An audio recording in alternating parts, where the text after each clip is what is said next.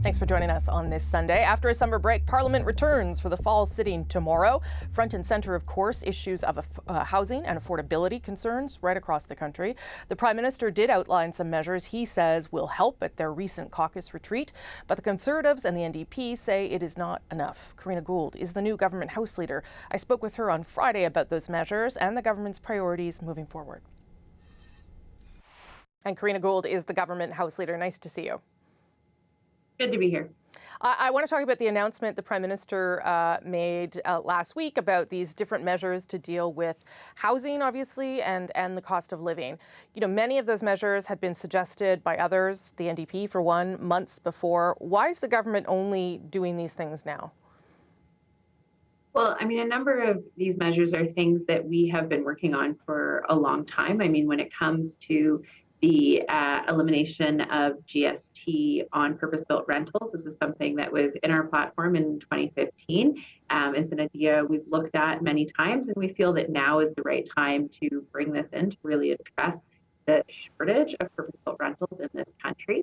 On the groceries, I mean, we saw that parliamentarians, had called the CEOs of grocery companies in front of parliamentary committees, and this is really in response to the really good work that those committees did over the past year, and recognizing that, the grocery stores, the big grocery chains in this country have an obligation to Canadians at a time where they're making record profits to, do more to help out the average citizen. And then on the CEBA loans, this is something we've really heard from caucus over the past couple months in particular. Yeah, I mean, I believe all that. I take all that as face value, but it also seems like a reaction to the polls that I know people were talking about during caucus, and to the Conservative leaders' success in talking about these issues. Well, I think it just builds on the measures that we have been taking over the past year. So, I mean, if you look at where we were a year ago, inflation was much higher than it is right now, but that doesn't mean that Canadians are still not kind of dealing with the fallout from the increase in prices, particularly in the grocery sector. And so last year, we brought forward the Canada Housing Benefit for low-income renters. We doubled the GST tax credit for millions of Canadians. We continued that measure with the grocery rebate this summer. So it's something that we've been building on, recognizing that we've taken measures, they've helped, but there's more that we need to do. I want to talk to you a little bit about your new job, relatively new anyway, as House Leader. As I'm sure you've seen in some of our reporting, particularly, the NDP has expressed an interest in renegotiating or negotiating additional measures in the Supply and Confidence Agreement. Is that something you, first of all, will be involved in? And second of all, is it something that the Liberals government is open to? Well, we came to an agreement, about a year and a half ago on SACA. We fulfilled a lot of the SACA commitments, the Supply and Confidence Agreement commitments with the NDP. If we look at dental care and the work that has moved forward there, obviously on the work I did with childcare, which was something we were going to do regardless. We're going to move forward. I'm looking forward to moving forward on pharmacare this fall. So there's a number of things that we've done already. That was really supposed to be the roadmap. I'm not going to be personally involved, I don't think, in those conversations. But I think we feel very strongly that, we have an agreement in place, and we have many measures that we've been able to achieve, still things that we need to work on together over the coming 2 years. And also at a time when, we have a particular fiscal situation in the country as well. We're delivering big, important programs for Canadians, but we also need to be mindful of making sure that, we're spending appropriately and responsibly. What you talked about pharmacare there, that as one of the commitments. I believe that there was supposed to be some sort of progress by the end of the year, that it was at least the legislative part of it needed to be done. Is that a commitment that you think you can meet? Is that still the intent?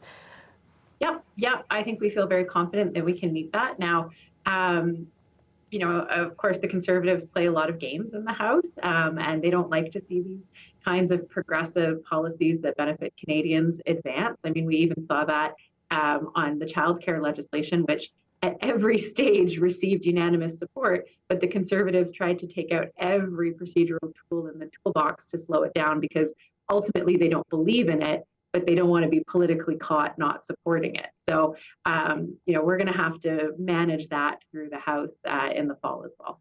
Are you, speaking of the Conservatives, are you concerned, or I don't know how you're approaching your job in this kind of different role, about the tone in the House and what that will be like and how you will contribute to it or not?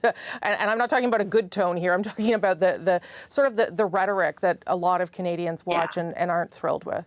Yeah, so I mean, one of the first things that I said when I took on this new role is I would like Canadians to be proud of what they see in the House of Commons. This is the seat of our democracy. It is, the most important political space that we have in this country, and a lot of really good and important work happens there. Most people, what they catch of what happens in Parliament happens in question period.